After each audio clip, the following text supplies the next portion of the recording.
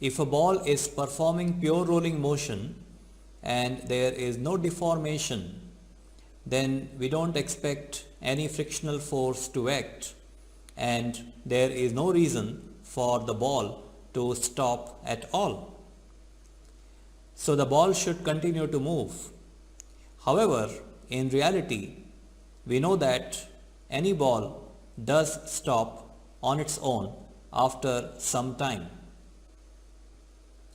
Therefore, there must be some force acting so as to reduce the velocity of the center of mass. That's how comes the concept of rolling friction. Along with rolling friction, the normal reaction helps in stopping the ball as well. Out of the two players, one decreases the velocity of the center of mass and the other decreases angular velocity.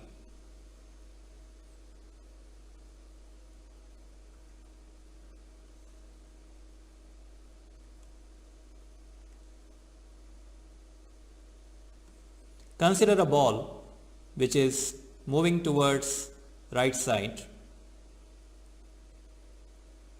and therefore its angular velocity must be like this.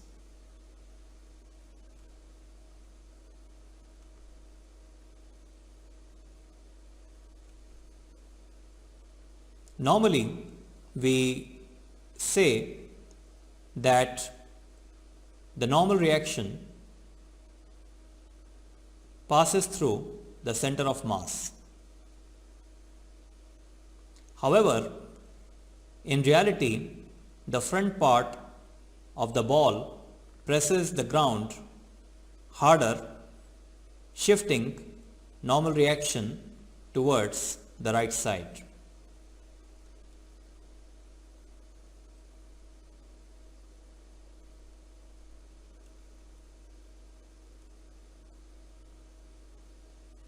I have tried to show the normal reaction shifted towards the right side. Gravitational force is shown acting from center of mass.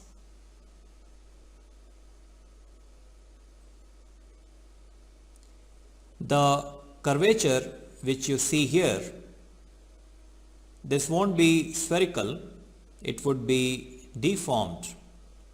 Let me try to show the deformation using some other color. So imagine this to be somewhat flat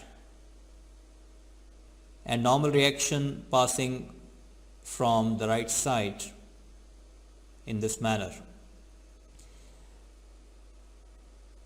Due to the deformation, there are stresses and there is a frictional force acting in this manner. This is not static, this is not kinetic, though there may be some slipping involved as well due to the deformation. This is the frictional force of deformation. Frictional force of deformation is called rolling friction. Rolling friction acts in the left side direction. Center of mass is moving in the right side direction. So it is this friction which decreases VCM. So VCM decreases. But how about omega? The normal reaction produces a torque which tries to oppose omega. So the frictional force decreases VCM and the normal reaction decreases omega. That is how a rolling ball comes to a halt. What is the magnitude of this rolling friction? Rolling friction is mu times normal reaction divided by the radius. So what is interesting here is to note that mu cannot be dimensionless. Left side is force, normal reaction is force. So obviously mu must have the dimensions of length.